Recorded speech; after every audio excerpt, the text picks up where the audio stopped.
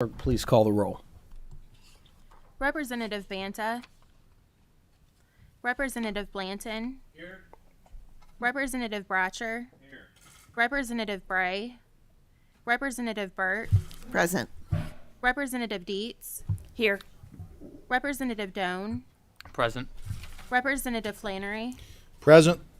Representative Herron. Here. Representative Kulkarni.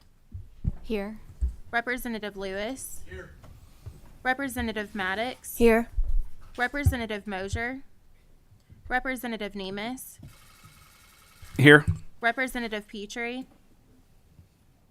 Representative Rawlings. Here. Representative Sharp.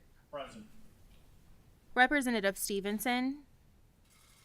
Representative Wilson. Here. Co-Chair Decker. Chairman Elliott. I'm here. So this is obviously the first meeting of the 2023 regular session. And before we begin, I would like to ask everyone's cooperation during the meeting. Please silence your phones. And to members of this committee, please speak into your mic during roll call when you have a question and when you cast your vote. If you do not speak into the mic, the recording equipment will not properly pick up your response and will not record your vote. Please mute your microphones, obviously unless you're called upon. And if you make any noise with your microphone, the cameras are very sensitive, and so they'll automatically put you on the screen. And so please be cognizant of that fact. I also want to acknowledge to the committee that we will be operating under the 24-hour rule for committee substitutes and committee amendments when possible. I want to recognize the new members of the House Judiciary Committee. We have Representative Josh Bray, Representative Lindsey Burke, Representative Stephanie Dietz, Representative Stephen Doan, Representative Keturah Herron, Representative Steve Rawlings, Representative Scott Sharp, and Representative Nick Wilson. And I also want to recognize Representative Flannery, who I know came on in the interim, but this is his first regular session meeting, I believe. So welcome to the committee. We're very happy to have you and look forward to your good work this session. So bills for consideration. We have one bill before us, and that is House Bill 3, sponsored by Representative Kevin Bratcher. And Representative Bratcher, if you would move down to the table, please introduce yourself for the record and any. You have two guests. Would you come to the table? Please introduce yourselves, and then you may proceed, sir. Hi. No, you're fine. Good to see you. Are these chairs?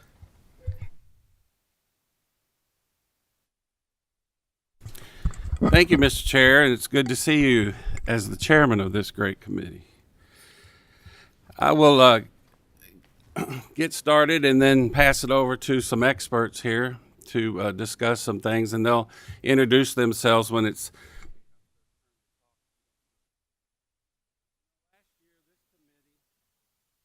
This committee last year passed House Bill 318, and that's pretty much what is here today before you.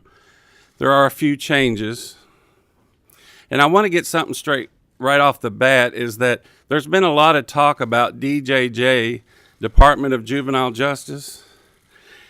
This bill here, House Bill 3, touches on some of the things that were discussed in the committee that you might have heard about that met while we were during the recess in February or January.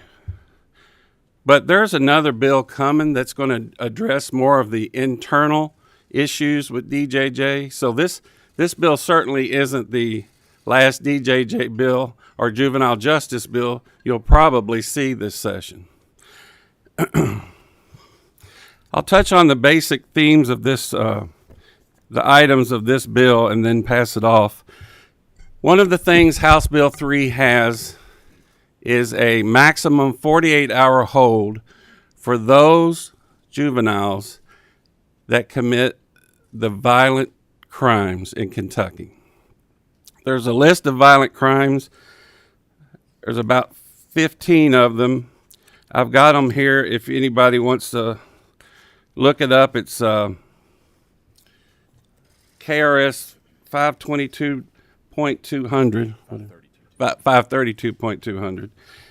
And it deals from murder, kidnapping, arson, rape. It's the serious violent crimes. It's called the Violent Crime Statute. If a juvenile commits one of those crimes, they can be put into detention. They will be put into detention for a maximum of 48 hours until they do two things: stand before a judge in a detention hearing and are evaluated for treatment. I believe that those two things are very important for our most troubled children to try to get their lives turned around. Another thing this bill does is increase, it introduces parental cooperation.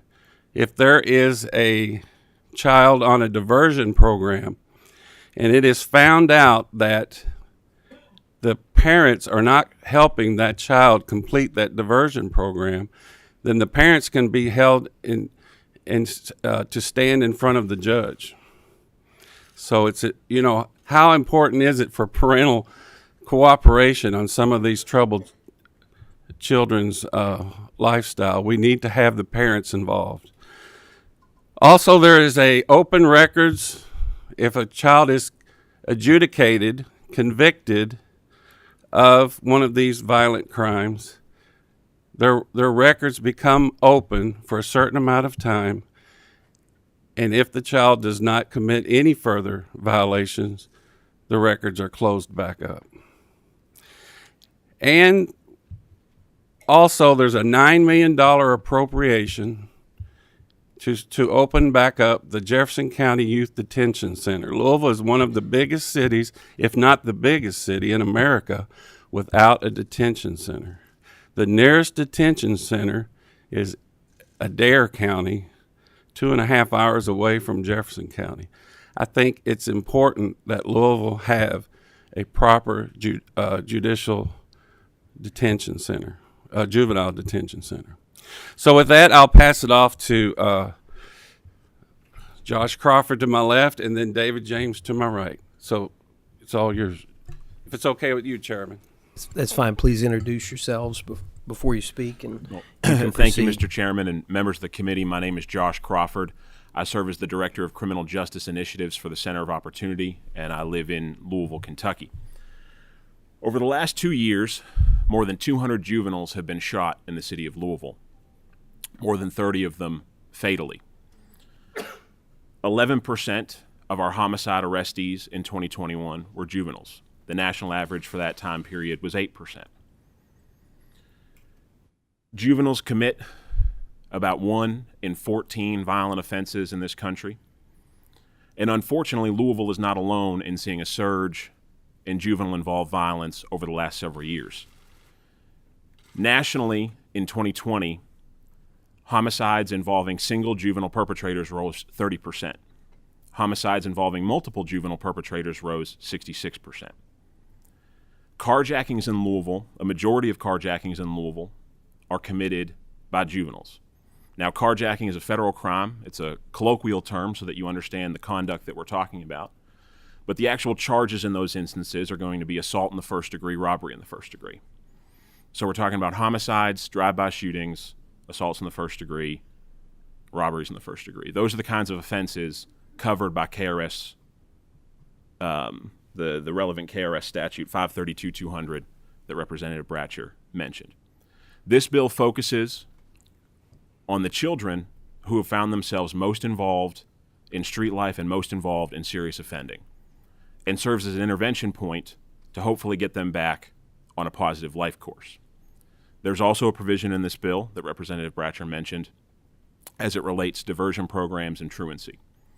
It deals exclusively with children who are showing no improvement over a period of time, 90 days in the bill that you have in front of you, in their truancy, and who a court-designated worker determines that that lack of improvement is due to lack of parental cooperation. The court will then have the opportunity to compel parents to participate and cooperate. Now, that lack of cooperation must be willful. If for some reason the parent is incapable of aiding in that participation, they're not covered under the statute. This deals exclusively with parents who choose not to help their child resolve their truancy. Why truancy? Truancy is highly predictive.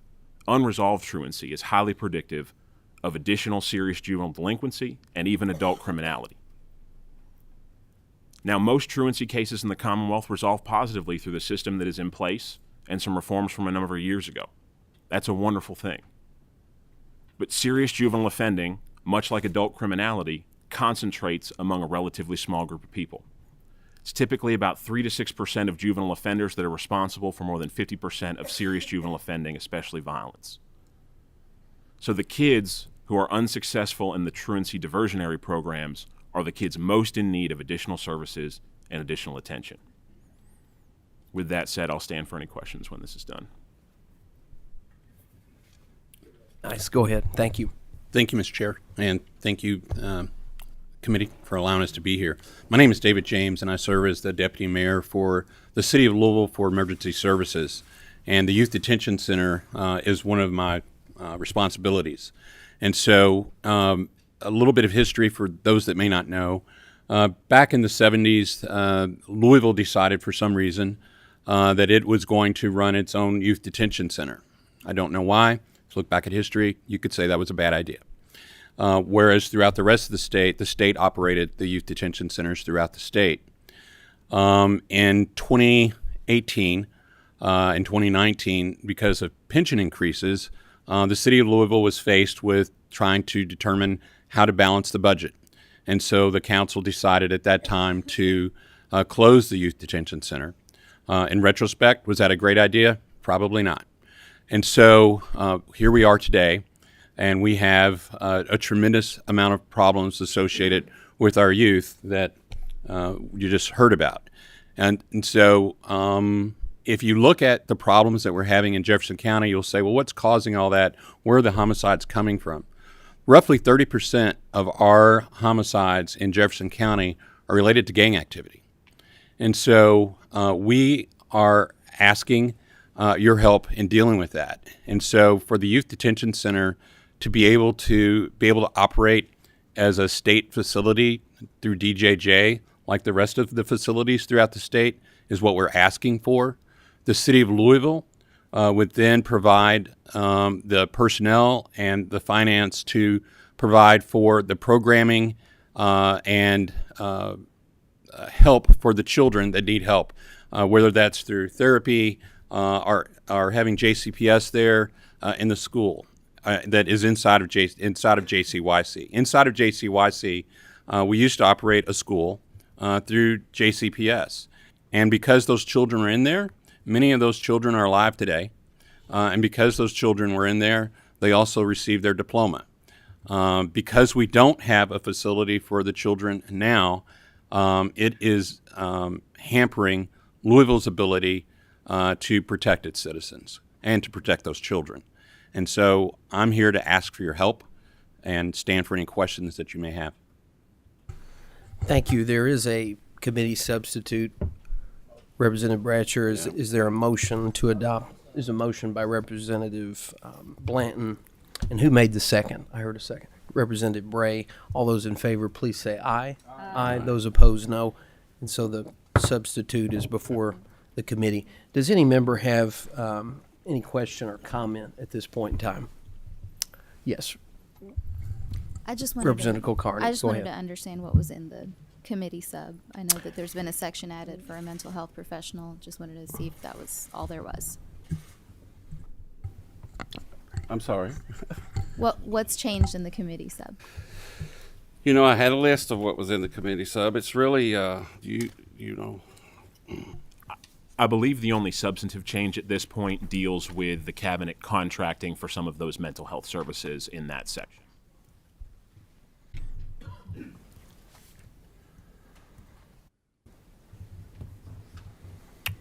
Well, thank you very much. Yes, Representative Burke. Thank you, Mr. Speaker. May I ask a question? Yes, you may.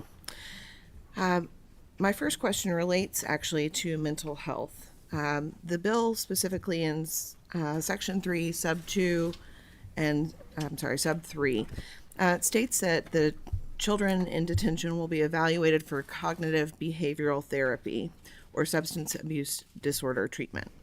Is there a reason that cognitive behavioral therapy is specifically chosen when there are a myriad of therapeutic approaches that may be appropriate for someone in detention?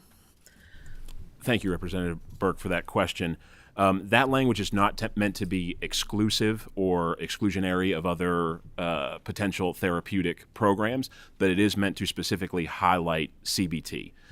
For the population that we are talking about, cognitive behavioral therapy is being used with youthful gang members across the country, in particular in places like Boston and Baltimore, with a tremendous amount of success. And so there's an emphasis on that program, but that language is not designed to be exclusionary of other treatment modalities that may be relevant to a particular juvenile. May I ask a follow-up question? Yes, you may. In Section 3, Subsection 2, Part B, it says that the Justice and Public Safety Cabinet will enter into a contract with at least one qualified mental health professional. Given that the time period we're talking about for an evaluation is very brief at 48 hours, is the plan to have more than one professional available? Because clearly you can't have one person on 24 hours a day and meet the kind of demand we'd be looking at. I think more than one person is certainly relevant. I think the cabinet is probably in a better position to answer administratively exactly how that would happen than I would be. But whatever is necessary to make sure that functions well, I think would be the intent of the bill. And any clarifying language on that, I think, would be welcome. Thank you very much. Thank you, Representative Herron. You're recognized. Thank you, Chairman. Thank you all for coming before us today. As we know that the issues plaguing Jefferson County and really across the state with juvenile justice is a lot. I do have several questions, Chairman, if that's okay. Please proceed. Thank you. One of the first things that I want to ask is regarding the parental cooperation. How is this different than currently now if a parent is not parenting in the proper way? From my understanding, anyone is eligible to file some type of neglect charge or a petition. How would this language impact that, and what's the difference? There should be no direct impact on the existing educational neglect statute and the ability to bring those kinds of charges. This is designed to be specifically for individuals who already found themselves involved in the system, have already been identified as truant from school, and deal with that specifically, and the specific instances of parental non-cooperation with the programmatic aspects of a truancy diversion plan. I just want to follow up. I actually was a court designated worker in Jefferson County. And most of the kids, I don't know what number percentage, but most of the kids who are truant were already involved in family court. Mm-hmm. And so I'm just very concerned with this language and don't really know that there is necessarily a reason to add this additional onto it. I do have another question, and this may be for Deputy James or maybe Representative Bratcher. We currently know that DJJ is very short-staffed. We know that staff in Louisville, as it relates to the adult detention center, is very low. A lot of issues with the adult correction center in Jefferson County, and before the facility in Jefferson County closed down with youth, there was a lot of abuse allegations. And so my question is what is the plan to hire said staff for the facility? What does that look like? What does the training look like for staff? And what is the projections of when this facility would open? Oh, I'll answer my part if that's okay, Chair. Please. So I would say that under the current plan, the DJJ would operate the detention portion of that, meaning they would do the hiring and operate that portion. For the metro government side, We would provide the funding and hiring for running the mental health services and programming for whatever that looks like, which we don't know what that is yet. We plan on sitting down with the large group of people that represent those folks and to try to determine what are the best programs out there that we can provide best in class for our children. Representative Bratcher, do you know Well- the plan for the hiring for Jefferson specifically? I can tell you that DJJ is getting ready to, the governor has said that he wants salary increases to help with the labor shortage. I do think that, like I said before, there will be another bill coming through, probably start in the Senate, that will, I can't say for sure, but I'm pretty sure, and I think you, in that committee that you were in, Representative Herron, you know that was something we paid close attention to, that we are going to find ways to fund the entire DJJ system. So that would include Louisville. Thank you, Representative Moser. You're Chairman, recognized. I have one You have one? other Okay. question. Yes, thank Please you. go I ahead. appreciate I'm sorry. it. I'm sorry. Thank you for that, Representative Bratcher. We have not seen anything additionally, and so I do look forward to seeing that. The other huge issue I have or concern with this piece of legislation is the confidentiality and records piece.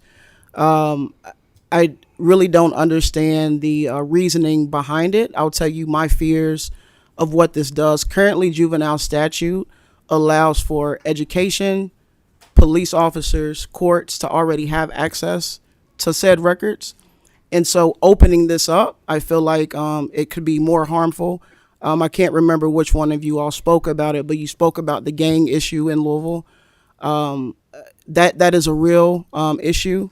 When a young person is killed, I'll get a phone call from the victim and I'll get a phone call from the perpetrator's family. So that is real. So my question is if we know that is real and that's a real issue, one of the reasons why we're here today, help me make sense to why we would open up records and allow the public to have access such as addresses, social security numbers, and other identifying information of young people and their families. So the only thing that language does is essentially treat adjudications of 532-200 offenses by juveniles the same way it does adults, with the sole exception of there would now be a 5-year automatic expungement process for those juveniles. And so what that would allow for is relevant information as it relates to acquisition of firearms or attempted acquisition of firearms by those individuals. It would also allow for prospective employers in perhaps sensitive circumstances to have that relevant information. I would not support opening up records broadly for juveniles, right? A kid who steals a candy bar from a convenience store is fundamentally different than the types of offenses that we're talking about here. And all of the offenses that we're talking about here, if committed by an adult, would lack the ability to be expunged whatsoever, but for a gubernatorial pardon, right? We're talking about a very small subset of very serious and violent offenses that if a 17-and-a-half-year-old commits under current law is completely sealed, and if an 18-and-1-day-old commits will be on their record forever. And so the specific language that is in that bill, in the bill now, is the result of a number of back and forths with relevant parties to try to come to a compromise. The previous iteration of this bill that Representative Bratcher referenced, House Bill 318 from last year, had a blanket opening of those records. This is sort of far more curtailed compared to that. And so that's sort of the reasoning and thought process behind that provision. And I'll say this, that is one area that I would be willing to work with people on to narrow the scope if need be. But you got to remember that these are some serious crimes that they have been convicted of, adjudicated, or confessed to.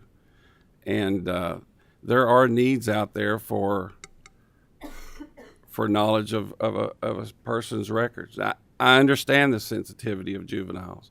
And like I said, that's something I'm willing to work with if anybody wants to work on that. Thank you, and I will get with you, Representative, after to make sure that we can get that. And I do agree. This is very the issues that we're facing are very serious and very real. And for folks who don't know, I have worked in the juvenile justice system, pretty much in all pieces and parts, and so I know and understand what we're dealing with. And I do still think that we have to be very cautious of protecting our young people. And also very cautious of what that does. We are doing a lot on the adult side as it relates to reentry and second chances, and so we need to make sure that we're doing the same thing for our juveniles. Thank you. Very much. Thank you. Representative Moser, you're recognized. Thank you, Mr. Chair, and thank you very much for the presentation. Thanks for the work on this. It's been eye-opening to be part of the conversation, and I appreciate being part of it. I also had a question about, I think it's Section 4, subsection 6, the confidentiality language. And so, as long as that's narrowly tailored to the most egregious crimes, I think that, it's better than it was. So that was my question that was more or less answered. And, I think we have short-term issues that we need to address, and that's what this bill tries to do. It's obviously not fixing the entire problem because we have some real long-term issues that we need to address. And part of those are some real upstream thinking. We've talked about mental health care, treatment for substance use disorders. The crimes that we're looking at are on a huge spectrum of severity, so that all needs to be taken into consideration.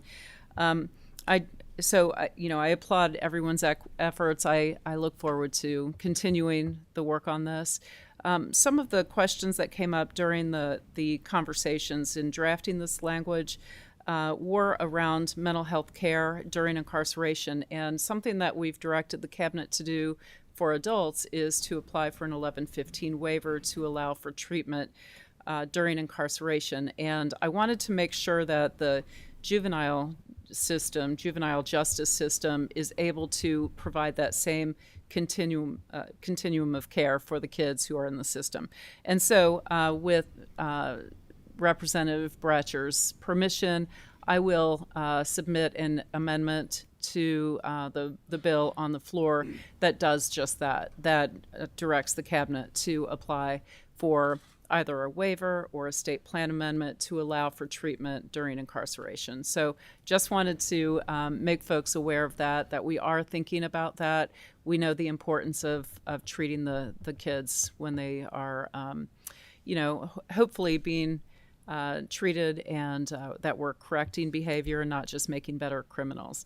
The last thing I'll say is, as I was reading through the bill, some of the long-term solutions I think that we should look at, and I don't know whether we put it in statute or not, but there's some programs around restorative justice that I think could be really valuable in the juvenile justice system. So I'm full of ideas. I'm happy to share those, and I look forward to working with all of you. Thanks. Thank you, Representative Bratcher, your guest. We will now take some testimony from the opponents. I'm going to first call up Scott West from DPA if he would come to the podium or the table.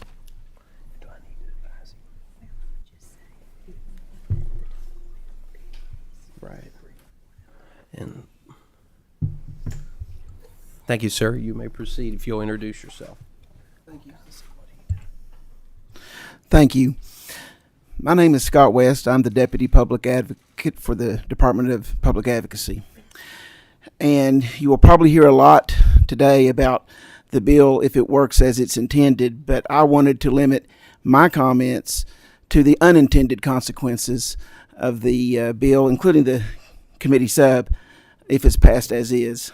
And the first one is the word admission. Juvenile practitioners consider that a term of art. It's the word we use instead of enter a guilty plea. We have a different word for everything in juvenile practice. We're trying to take the stigma of crime away from this and build better adults from the children that we represent. and that the system has to take care of. So when we say admission, wherever it appears, it means there's already been a first appearance, there's been some lawyering, there may have been a pretrial conference, and now it's time to enter what in the adult case would be a guilty plea, but an admission in the case of a child. The problem is admission is not really defined in the juvenile code, and it has a lay person's definition. And confession, which is a word I heard, confessed, can be the same as admitted. And the problem is that means that something that might have been worked down or might have been resulted in admitting to an offense that is not one of the exceptions to the confidentiality requirements, it might be too late. For instance, a child runs out of Walmart. Let's say that a child has shoplifted a box of candy for his sweetheart. And on the way, he's accosted by someone at Walmart who's a risk manager and knocks the person down and they get a skinned knee. Misdemeanor theft, misdemeanor assault. The police officer apprehends the child and says, "Did you do that?" The child says, "Yes, I did." What the child doesn't know is the child has just admitted to robbery first facts, because this is use of physical force to effectuate a crime. If I'm the lawyer I hope I am, I'm going to get that knocked down to something other than robbery first that won't meet the definition of what's going to be exempted from the confidentiality records. But it may be too late if someone says, well, he admitted it, he confessed. We can talk about it now, we can release the records. So that's one unintended consequence that I think that this bill presents. The second one is the 5-year limitation. I don't know how effective that will be because there are paid research firms out there. You can pay a fee to research anybody you want to hire, maybe someone you want to fire. Heck, I don't know, maybe someone you want to marry. I don't know. But you pay a fee to these people, and they will have gone through all of the records that they can legally acquire. They'll go to all 120 counties. They will find out any case that there is out there, and they'll put it in their database, and it's there forever. And so they'll sell that back to you 5, 10, 15 years from now. And I don't think that that's addressed. There's too many commercial people out there that prey on all of the things that we do that become a public record at some point in our life that we may not even know about. I want to talk about children under 10. This provision on its face would seem to say that if a child under 10 commits one of the enumerated crimes in Chapter 532, that also would be something that would be subject to disclosure. And it's what I'm just speaking on that. It's also worse going to be something that they can be detained for. Right now, if there's a provision in the law, it's hard to find. It's under the duties of officer somewhere in the juvenile code. It's not where you'd expect to find it. But it basically says that the only way that you can put a child under 10 in a secured detention facility is if there is no other least restrictive alternative available. And so when a judge decides what they're going to do with this 10-year-old or 8-year-old or 9-year-old, then they take that into consideration and they look for those things. But that's going to happen only after a detention hearing or at a detention hearing. And this bill talks about pending detention hearing of an automatic detention. What's going to happen to the 8-year-olds and the 9-year-olds? We heard in the news about a 6-year-old in another state that was accused of doing exactly one of the crimes that would be considered in this bill. So we're going to have to, is that what we want to do? And do we want a 6-year-old or 7-year-old to be automatically detained pending a detention hearing, or do we want to make a judge to make that ruling after the judge has determined that there is no suitable placement or at least alternative restriction? And then finally, the best juvenile practitioners at DPA have taught me how to practice juvenile law. And one of the things that they've taught me is that when you're advocating for a child, you advocate as hard as you can. When we have someone on a truancy charge, and the reason that our child's not making it to school is the parents, we go after the parents. We ask the court, or we ask the cabinet to open a DNA. And what happens with DNA is that the carrot for the parent is, I want Child Protective Services off my back so I can parent my child. The stick is, you have those restrictions.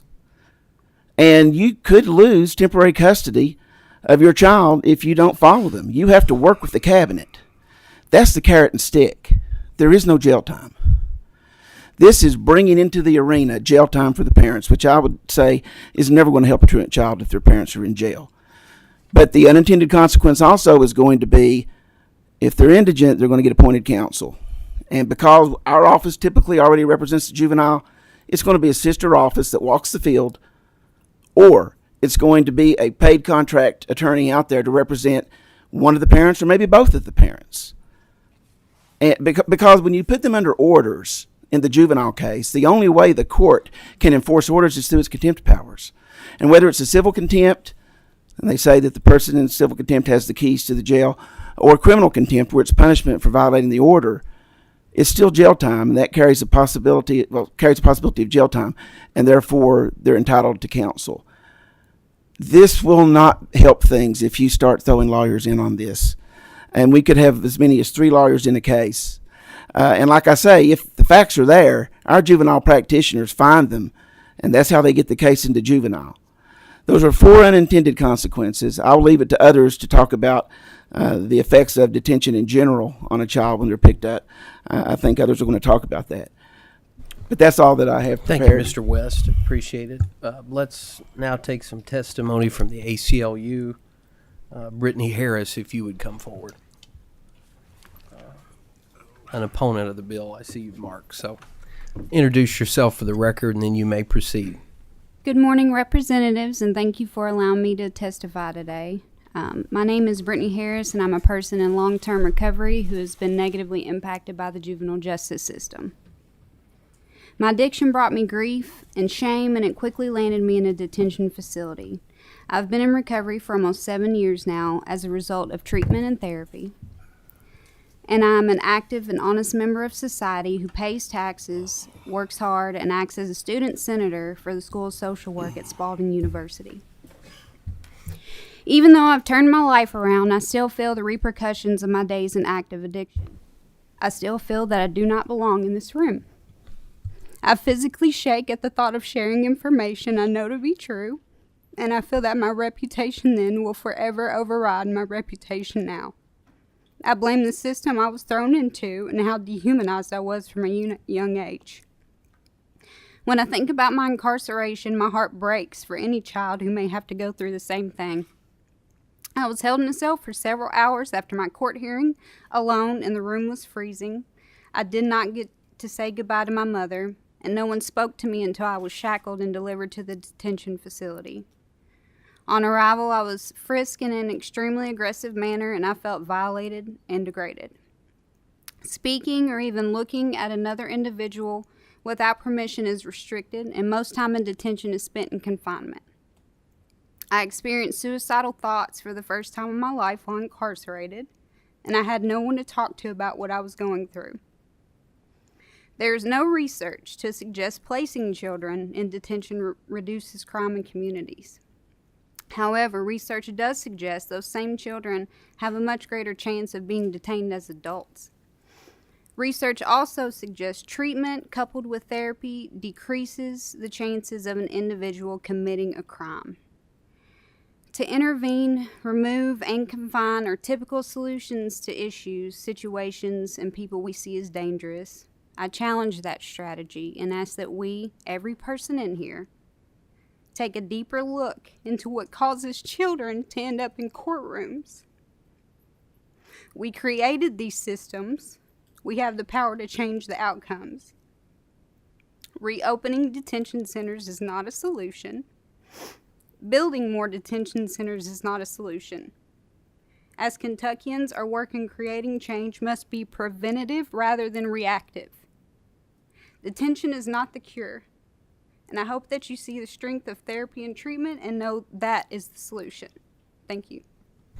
Thank you for your testimony.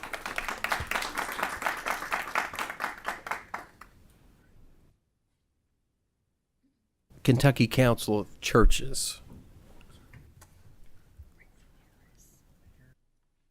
And I'm sorry I can't read your handwriting, sir. Is it Kent Ibert? Kent Gilbert. Kent Gilbert. I'm Yes. sorry. Well, you may. My name is Kent Gilbert. Is this on? You There may we go. proceed. If you'll introduce yourself for the record, you may proceed. Thank you, Representative Elliott, and thank you to the committee members. My name is Kent Gilbert. I represent the Kentucky Council of Churches, which is 16 regional bodies of 11 different denominations in the Commonwealth, including Roman Catholic and Protestant, black and white, rural and urban congregations. Many of your traditions are represented in our deliberations. For 75 years, the Kentucky Council of Churches has deliberated on matters of public interest, and particularly in terms of how we best care for one another. We have long-standing policies on justice and justice reform, and as you might imagine, we don't like to think that anyone is irredeemable. We have some concerns about this bill as it currently stands, and about the committee substitute. The churches and other faith communities, as you know, have an historical and ongoing concern with the welfare of youth in particular, including youth offenders. And from the standpoint of those of us who are involved, some of the oldest care facilities for justice-involved youth have been from a religious origin. The means the denominations of the KCC represent have had on-the-ground contact with those providing services to youth and to their families. It's important to say that the matters we're discussing are not simply limited to a single individual, but in fact, when you incarcerate someone or even accuse one of a crime, you involve an entire system of care, concern, but also retribution and other involved individuals. So we reached out to our social workers, we reached out to those who are running in these care facilities. The lack of judicial discretion precisely where and when it's needed is of the gravest concern to our bishops and our conference ministers. It is the point of having judicial discretion is to bring in the knowledge of a particular case where it may meet with the particular requirements of legislation. To remove that seems both irresponsible and inappropriate in the sense of trying to get the state's best interests at play. A judge is the one best capable in those moments to determine how it might best play forward.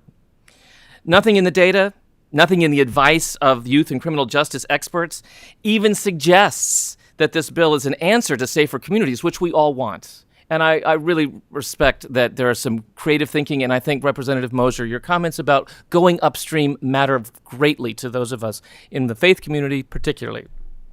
We have created poor systems that are operating poorly. Doing more of the same is unlikely to give us different results. So it's important that we are careful, very careful. This bill, I don't think, is as careful as it needs to be yet.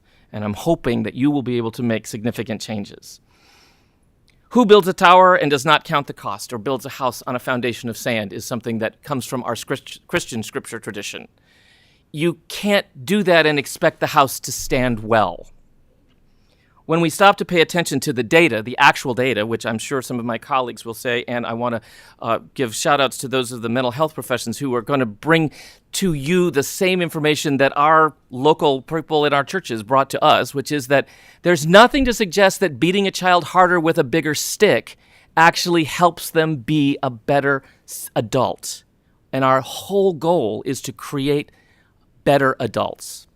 When we stop and we pay attention to the actual data from criminologists at EKU all the way up through national studies, and we listen to those who actually know, people whose lived experience has come before you already, and we account for the misdirection of funds that could go into restorative programs that are sadly underfunded at this point, instead being directed to incarceration, what we see is that this bill could become expensive, ineffective, and in fact harmful to youth.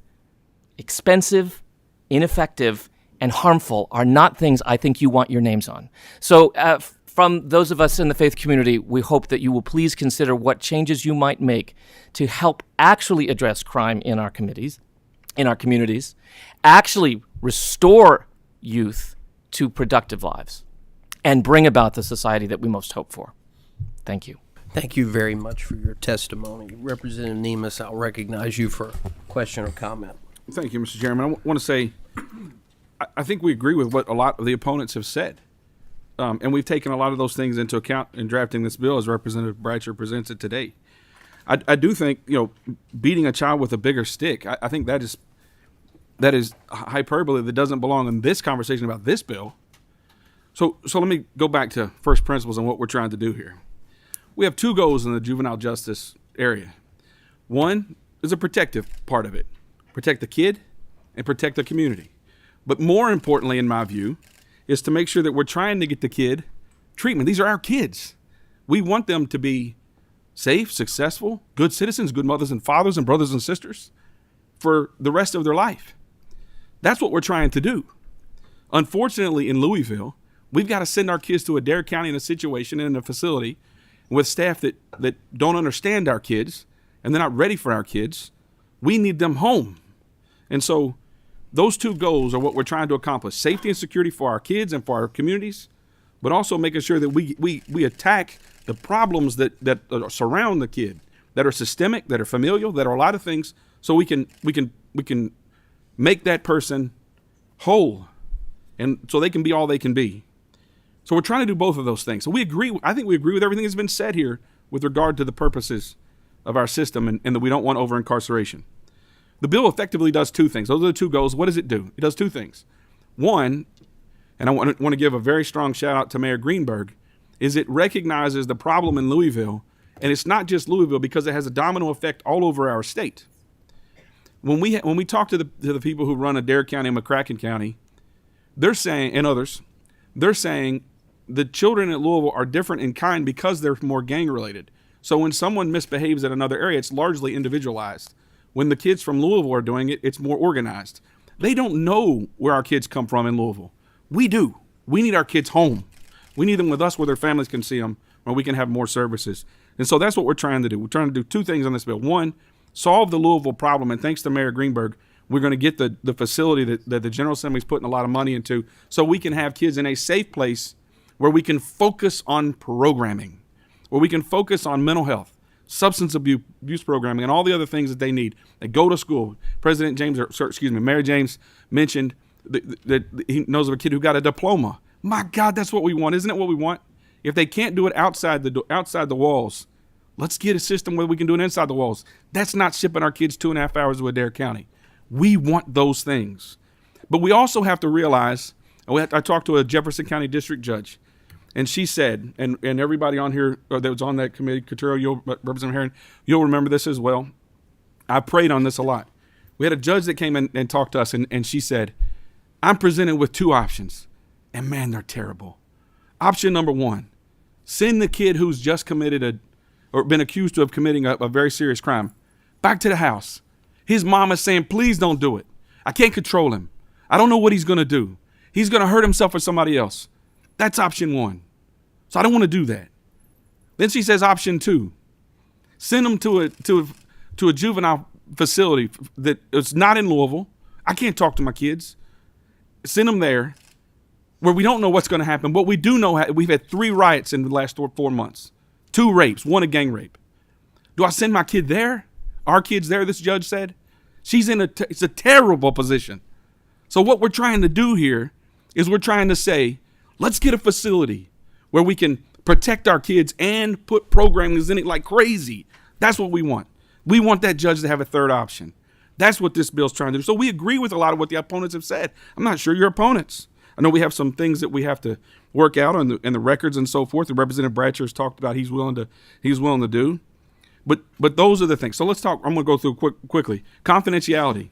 If someone has committed a gun crime at 17 and a half, I don't want them to get a gun at 18 in a day. So I don't know how you make it confidential for some things, but make sure he can't go get an AR-15 when he's 18 years old. We know he can't get a handgun until he's 21 because of Kentucky law. But those records should be public for some things, right? Well, I hope we would agree on some of those things. So how do you balance it? I don't know. I don't know how you thread that needle, but that's what we're trying to do. Republicans, Democrats, urban, rural, I don't see much different here. We have commended the governor on doing a lot of things that he's done. I'm talking too much, but I want to say that we're trying to thread the needle. We have got to save our kids, our communities, our families, our people are broken. We're broken, and we're trying to bring wholeness back. And the foremost in Representative Bratcher's mind, because I've talked to him 100 times, is how do you protect the community, but as importantly, is how do you make that kid get them back on track, show them love, show them discipline, whatever's required, get them that substance abuse training, whatever it is, to let them be all that they can be. So this is a very important bill. It must pass. We'll talk about the changes, the edges that we have to have on it. The kids at 10, Mr. West has mentioned. The admission, if we need to change that language, I think no one is wanting to do what you suggested. And so I think this is an important bill, and I really think we're all pulling from the same side of the rope here. And so, Mr. Chairman, I hope everyone votes yes. After this meeting, I know Representative Bratcher said he's going to talk to some more people, but we've got a problem here, guys. And let's not just think to say no because one side or the other is for something or against something. We've got to get our kids, we've got to get them back on track. We've got to show them love, but sometimes love is programming in a facility. We don't want it, but sometimes that's what has to happen. So I want to commend the governor for what he's done, the mayor for what he's done, and especially Representative Bratcher for forcing this conversation that we must have. Thank you, Mr. Chairman. Thank you. There's a motion by Representative Blanton, I think a second by Representative Flannery. I'm sorry. Do you have a question, Representative Bray? Okay. Would the clerk please call the roll? Oh, I'm sorry. Is there a motion? Well, there is a motion. Okay, that's where you pointed to. Okay. We're voting on House Bill 3 as amended by the substitute as adopted. Please call the roll. Representative Banta, Representative Blanton, Aye. Representative Bratcher, Yes. Representative Bray, Representative Burke, Pass. May I qualify my Yes. vote? Yes, you may. Until some of the changes that I believe are truly necessary and seem to be perhaps amenable are made, I'm not prepared to vote yes at this time. Representative Decker, Yes. Representative Dietz, Yes. Representative Doan, Yes. Representative Flannery, Explain that yes vote, please. Yes, you may. First, I'd like to commend Representative Bratcher for all of his hard work on this. Very important topic that likely would have been potentially overlooked by this General Assembly if he had not focused in on this. I had the opportunity to serve on the work group with him. There's a lot to be done. This is just part of it, but this does put things in the correct direction, and I vote yes. Representative Herron, Can I explain my vote, Chairman? Yes, you may. I'm going to be a no today. However, I am hoping, and I've said this to the bill drafter and some of my colleagues, I would love to get to a point to where I'm 75% in support of the piece of legislation. I do think that the intentions behind the sponsor of this bill is there, as well as the folks who've been dealing with this issue. I just want to make very clear that spending $8.9 million on an old building, and we have not done an assessment on what that looks like or what those needs are going to be like in 5 years or in 10 years, it just makes me very hesitant. I know that we need to bring our young people home. However, I also know that we need intervention, prevention, alternatives to detention, and we also need a day reporting center. And so I believe that even if we invested more funds, that we may be able to have a different type of solution. And so I hope that I can continue to work with folks to figure out what that looks like. Thank you. Thank you. Representative Kulkarni, Briefly explain my vote. Yes, you Chairman. may. I'm going to pass today. I want to applaud the sponsor and the co-presenters for their openness and willingness to amend significant details that were brought up by my colleagues and by some of the other presenters today. I will be following up with the sponsor, and I'm hopeful that we can make those changes so that by the time it gets to the floor, we're all at a yes. So I appreciate all the work that's been put into it. Thank you. Representative Lewis, Yes.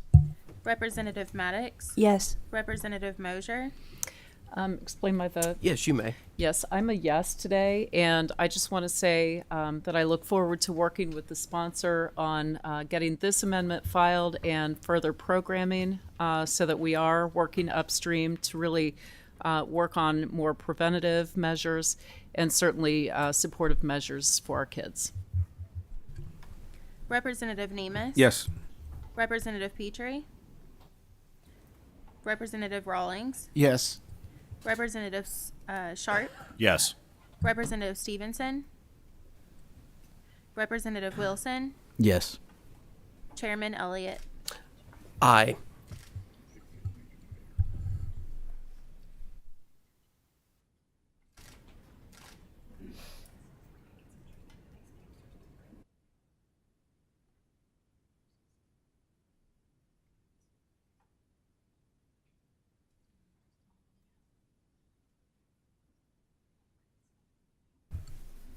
With 15 yes votes, 1 no vote, 2 pass votes, HB 3 is amended by the committee substitute is passed and will be reported with favorable expression that the same should pass.